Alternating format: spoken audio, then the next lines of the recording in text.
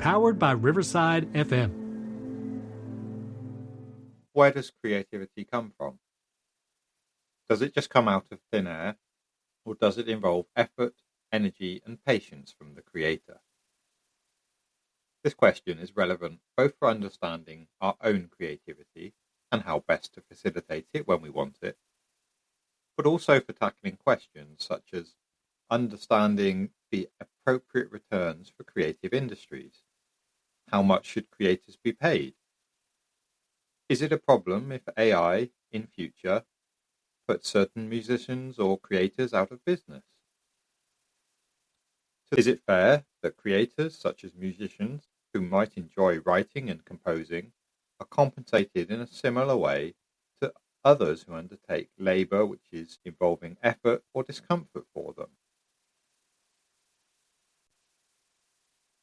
That question gets to the heart of meritocracy and capitalism, but that's for another podcast. In this podcast, I really wanted you to reflect about your own personal experience as to where your creativity and your best ideas come from. Are they things that you've slowly worked out and chipped away at over time, or have they come to you like a flash of inspiration and just entered into your mind? One nice articulation of the different ways that creativity can occur comes in a quote that I'd like to read to you from the poet A.E. Housman. It is a lengthy quote, but in it he distills the two different ways in which his own ideas for poetry came to him.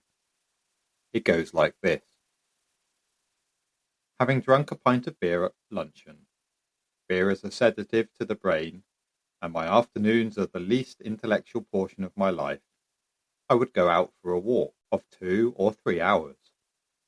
As I went along, thinking of nothing in particular, only looking at things around me and following the progress of the seasons, there would flow into my mind, with sudden and unaccountable emotion, sometimes a line or two of verse, sometimes a whole stanza at once, accompanied, not preceded, by a vague notion of the poem which they were destined to form part of. Then there would usually be a lull of around an hour or so. Then perhaps the spring would bubble up again. I say bubble up because, so far as I could make out, the source of the suggestions thus proffered to the brain was an abyss which I have already had occasion to mention, the pit of the stomach. When I got home, I wrote them down, leaving gaps and hoping that further inspiration might be forthcoming another day.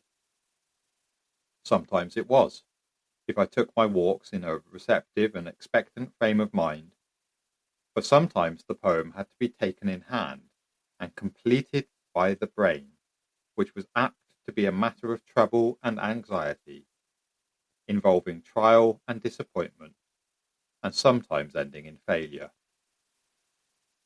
I happen to remember distinctly the genesis of the piece which stands last in my first volume. 2 of the stanzas, I do not say which, came into my head just as they are printed, while I was crossing the corner of Hampstead Heath between the Spaniards Inn and the footpath to Temple Fortune. A 3rd stanza came with a little coaxing after tea. One more was needed, but it did not come. I had to turn to and compose it myself, and that was a laborious business. I wrote it 13 times, and it was more than a year before I got it right. There ends the quote. I like this. I particularly like the latter description at the end of that quote, where A. Housman describes the effort involved in composing that final stanza, as opposed to the others which just merged into his brain, fully formed. I think that's a good articulation of the different forms of creativity. I have to say, the first kind of creativity, where ideas spontaneously arise in our mind, tends to be the most successful. I'm sure you're familiar with moments when you've had a great idea out of the blue. Perhaps you try to capture it later, but you can never quite capture it as well as that initial idea. But where does all this take us? It leads us to think that we are rather at the whim of creativity, and it's somewhat outside of our control. Although we can clearly put ourselves in a better position to facilitate creativity. And if we follow in the tracks of A. E. Housman, that will be by drinking a pint of beer at lunch.